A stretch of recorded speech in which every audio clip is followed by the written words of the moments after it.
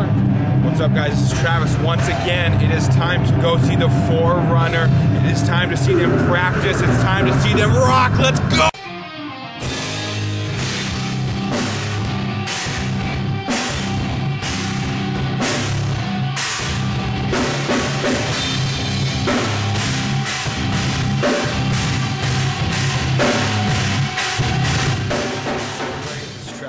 I'm here with the Forerunner. We're going to get an interview going. Guys, thanks for having us. Thank you for coming. You guys just had a show last night. How'd it go? It was awesome, man. Like it really teaches us not to doubt the Lord. Because I think sometimes we go into shows and we're like, oh, we have to play first. This is going to kind of stink. We don't know how many kids are going to be there. But honestly, like when we looked outside and we saw a line wrapped around the building, you know, and they weren't there just for us. You know, they were there for all the bands. But I mean, it was just such a blessing. So, the Forerunner, Matthew 3:2. What was the inspiration behind that? Getting the band name as that and all that good stuff. Well, I was reading one day and kind of just going through the Bible, and it was when we had been playing for like 3 or 4 months, and we hadn't decided on a name yet, and that kind of stuck out to me. So I texted everybody. I'm like, "What do you think about the Forerunner?" And I think Austin was like, "Well, what does it mean?" And so. That's where we got the verse from and the meaning behind it. So, you know, just preparing the way like John the Baptist, and it was just, you know, inspired by God. So, when you guys collaborate on a new album that just came out on the 5th of February, what was kind of going into the recording studio? What was kind of pressed on your heart? You know, there's a lot of full message in a lot of different areas that you guys touched on. What was kind of the big mega theme that you want to get all these together in on? Man, like I never really wrote lyrics knowing really what was going to go past the next sentence. And that's kind of how I live life. That's how the Lord has led me, you know, to wake up the next day and just ask, like, what do you want me to do? You know, and some people he'll give, you know, a month, a year in advance, like, this is what you're going to do. But with me, it's always been, what are you going to do today? You know, like, how are you going to please me today? And so, like, with my lyrics, you know, like, I'll write something, and then I'll be like, oh, that's kind of cool, and then I'll write another line, and then, you know, then it turns into, you know, songs about, like, my struggle with, like, pornography, you know, and how I've come through that, or, you know, the struggle with my walk in the past, you know, and how I've come through that, you know, and it just turns out into something. So I don't really go into anything really with, each step of the way, it's like, Lord, where do you want me to go? What do you want me to do next? What is, you know, you did that song Purity on there, and you mentioned your battle with pornography, and we see that this is actually a really big problem, not only in the mainstream, but also in the church. You know, there's statistics coming out everywhere in the church, you know, people that are struggling with it, but we see that people are starting to admit it now. They're starting to come out and say, hey, you know, I'm struggling. And in your guys' song Purity, you guys basically came out and said, look, Lord, give me the strength to get through this. Lord, purify me.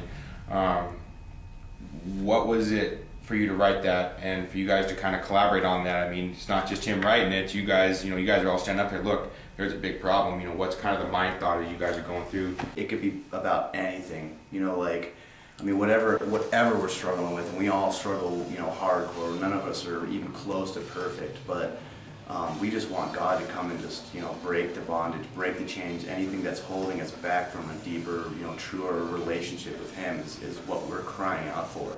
You know, and we all have lust, you know, whether it's, you know, money, whether it's cars, whether it's whatever it is, you know, and not only this band, but like the Christian community, you know. So if the Christian community and mainly these kids who really like this music can listen to it and say, man, like, God, just purify me. I want a deeper understanding of you and push out that stuff that's holding me back, you know, then that's what we're kind of targeting, aiming for.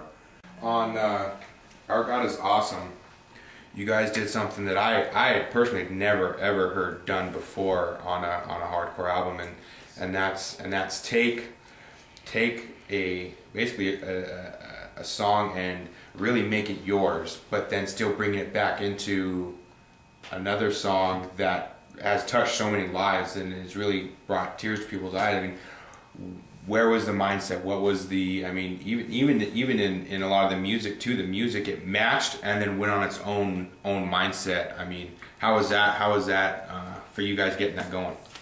It was hard at first. I mean, we might have a recorded version where it was like completely different. We had two versions. We went through a couple changes because it just, the first time we wrote it, we were like, you know, we want to write something with this Our God riff, you know, the dance. I think Austin was just messing around playing it one practice. Yeah. And I was like, hey, you know, we should just make that into a song, and then we and Aiden made a rhythm to it, and then Austin started playing it, so that's how we came up with like the first part. And we played it live, you know, and we were like, nah, it's just not flowing well together. Like the transitions aren't working.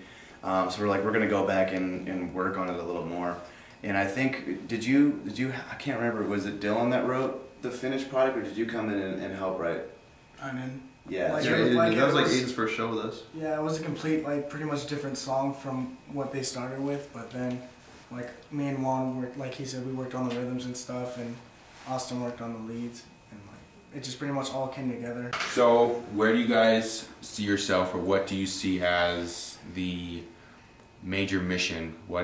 Do you guys want to be at the same level as I Lay Dying and throwing Bibles into the audience like Stryper back in the 80s? Or you know, do you guys see yourself staying on the local circuit, something where you can really be intimate? I mean, what's kind of the idea? What are you guys going for right now? I don't have any idea.